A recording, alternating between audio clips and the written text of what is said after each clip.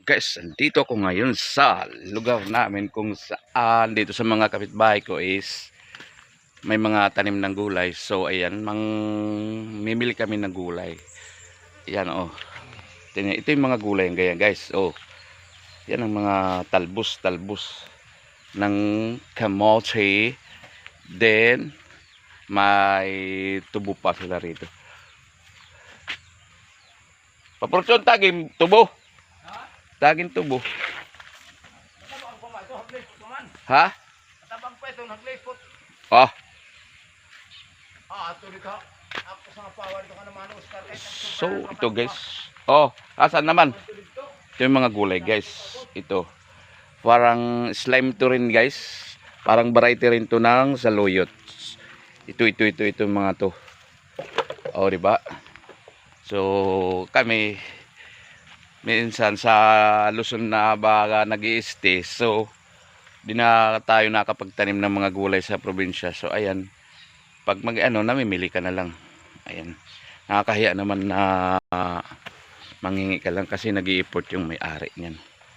Tulad ito mga baging, ito yung mga kamuting, mga gabing pangsigang guys. Ito yung mga gabing pangsigang yan. Oh, dami yan, malawak yan. Oh. Yan, mga yan. Tapos guys, tutur ko pa kayo dito sa may bagong daan namin. Ayan guys, mga tinatawag na road to farm market. Dati yan guys, wala talaga itong mga ganito. Oh, may mani pa siyang tanim. Mani guys, oh. May mani. Mani pa siyang tanim, oh. Yung road to farm market dito guys, oh. Yan.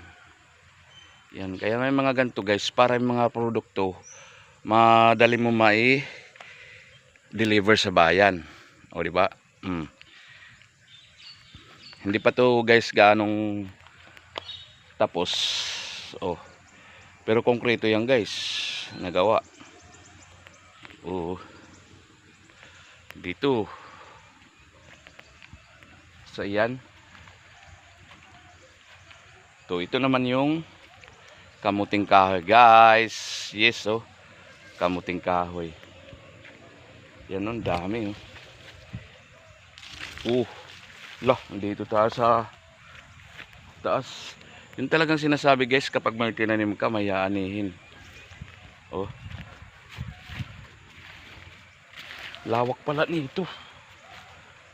Oh, may mga talong siya. Ayan, sitaw. Oh, mga sitaw. Oh. Diba guys? Tsaka yung mga namin dito guys, number 1 na produkto dito sa amin, nyug. Yan, oh. Mga nyugan yan guys. Number 1 na produkto sa amin dito. Oh, may papaya guys pa, oh. Ang papaya. Manok na lang kulang. So, guys, punta naman tayo dito. Ang lawak nito pala guys. Yan, oh. Kaya yung nakakaraos ka sa pang araw-araw mong dahil lang dito sa sa mga produkto mong gulay. Ayan nga ngayon, mayroon daw siyang tauhan ngayon nagpapabunot ng damo. 4 daw katao. Diba? Ito sili. Ang sili guys. Tubo. Yan na.